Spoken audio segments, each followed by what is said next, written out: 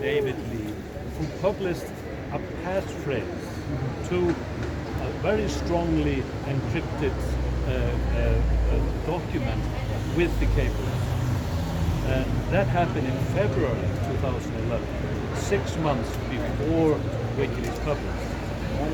It was known this irresponsible behavior by the Guardian journalists, which is inexcusable.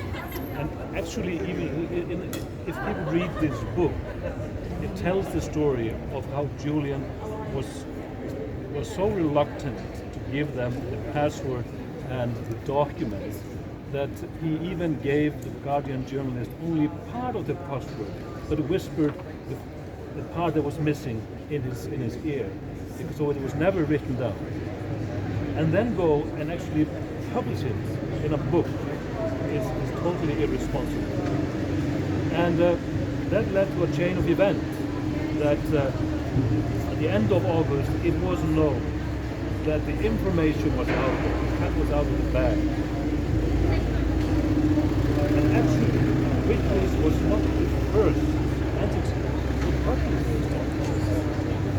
At the end of August, beginning of September 2011, there were at least 2 other entities.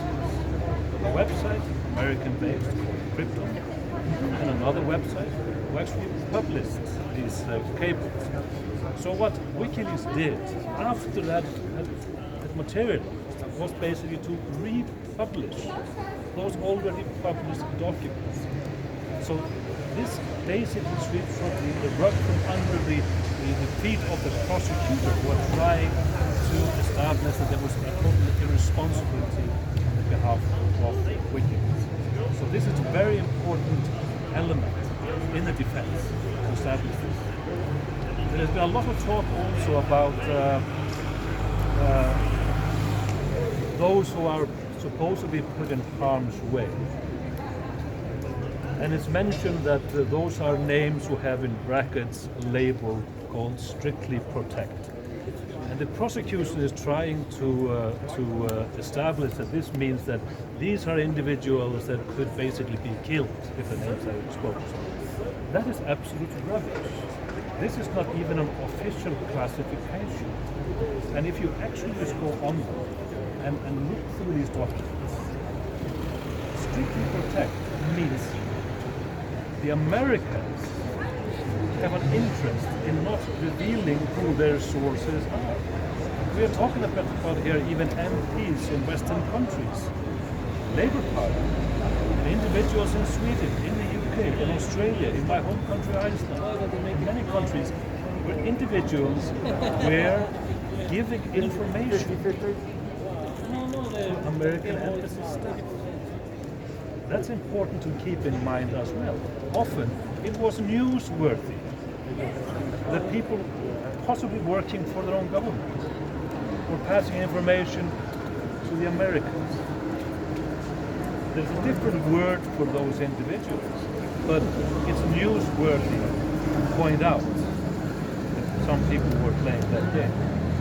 And the prosecution, I mean, has tried to say that people have been doing this.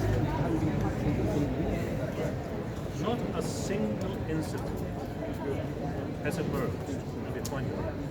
And mind you, in 10 years, not a single individual has been physically harmed or his life put in physical danger as a result.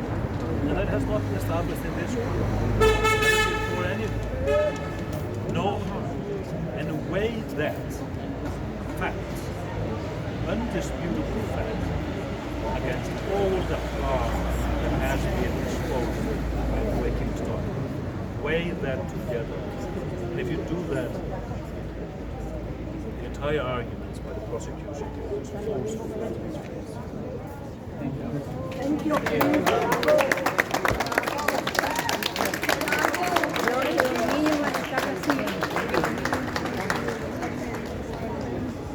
O sea, todavía dependemos.